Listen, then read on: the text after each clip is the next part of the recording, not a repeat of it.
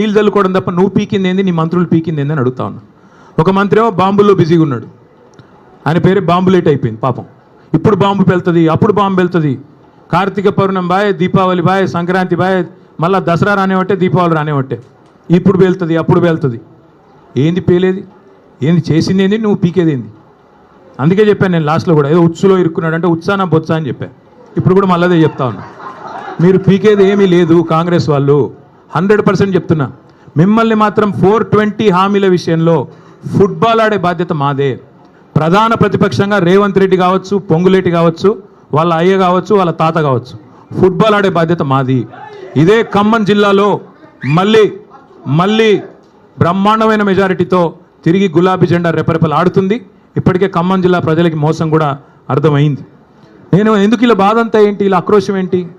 పొంగులేటి శ్రీనివాసరెడ్డి గారికి బ్రహ్మాండంగా ఈ ప్రభుత్వం వచ్చిన తర్వాత కొడంగల్ లిఫ్ట్ ఇరిగేషన్లో 4,000 కోట్ల రూపాయల ప్రాజెక్టులు ఇచ్చారు. అదేవిధంగా ఎంత అద్భుతమైన బంధం అంటే బడే బాయ్ చోటే బాయ్ బంధం, బీజేపీ కాంగ్రెస్ బంధం ఎంత దృఢమైన బంధం అంటే పొంగులేటి ఇంటి మీద ఈడీ రైడ్ అయ్యి సంవత్సరం అయింది ఇప్పుడు దగ్గర. ఇటు పొంగులేటి మాట్లాడాడు, అటు ఈడీ వాడు మాట్లాడాడు.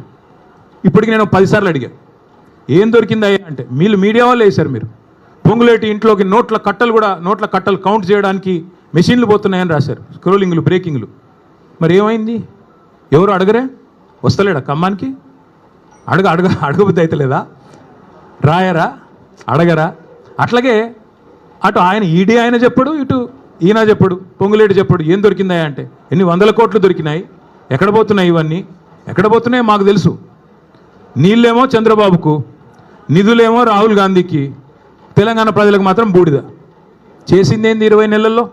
ఇవాళ ఈ సివిల్ సప్లైస్ కుంభకోణం కానీ, అట్లాగే కొడంగల్ లిఫ్ట్ ఇరిగేషన్లో మీరు కేకును కోసినట్టు ఎంత బ్రహ్మాండంగా ఒక కంపెనీని ఈస్ట్ ఇండియా కంపెనీ అన్నాడు రేవంత్ రెడ్డి ఇదివరకు.